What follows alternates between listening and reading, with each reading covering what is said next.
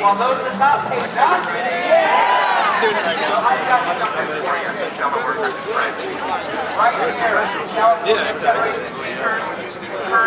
Right here, the California Alliance and a lot of other community allies have a ballot measure, and it's the millionaire's tax. And there are people going around with petitions right now.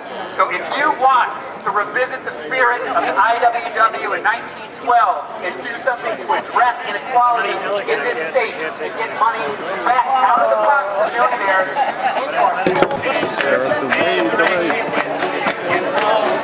meeting it was called, and when the Legion boys go round, show the stir around. Oh, you can't scare me. I'm sticking to the union. I'm sticking to the union. I'm sticking to the union. Oh, no, you can't scare me. I'm sticking to the union. I'm sticking to the union. Till the day I die. This union, it was blind to the tricks of company spies. She couldn't be moved by the company school. She'd always as a guy, she always got her way. She struck her hard on the head. She'd show her heart to the National Guard, and this is what she'd say. Oh, you can't scare me. I'm sticking to the union. I'm sticking to the union. I'm sticking to the union. Oh, no, you can't scare me. I'm sticking to the union. I'm sticking to the union. Till the day.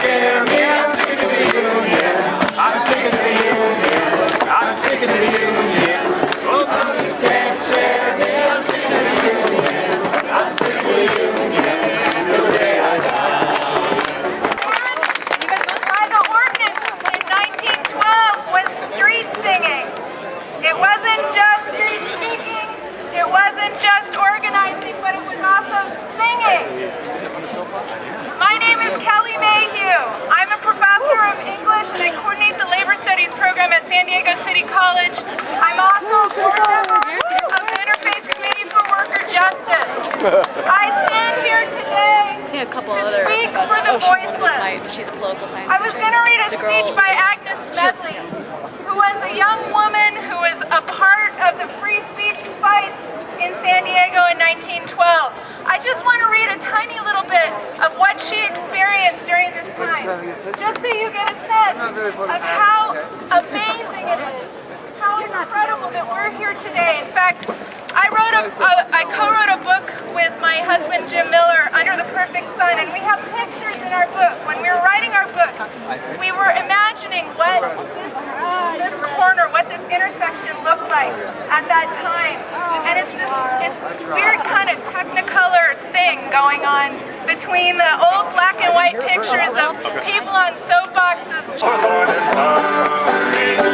Lots of things you like. And is your life made up of misery? And the bosses on your back. Are your clothes all torn and tattered? Are you living in a shack? And would you have your trouble scattered? Then the bosses on your back. Take it away, Phil.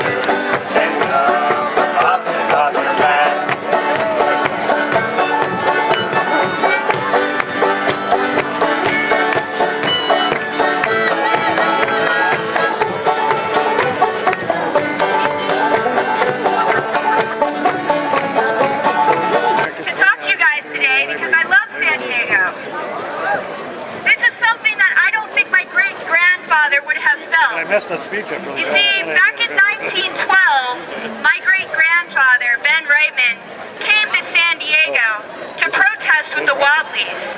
He showed up with his lover at the time, Emma Goldman. Yeah, Emma. She's been an absolute inspiration.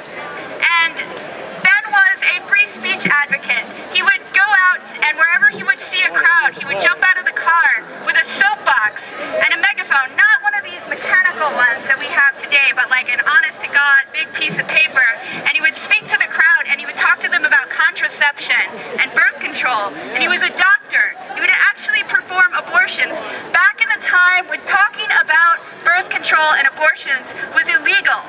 And he would actually went to jail for this and spent 6 months in prison just for speaking out.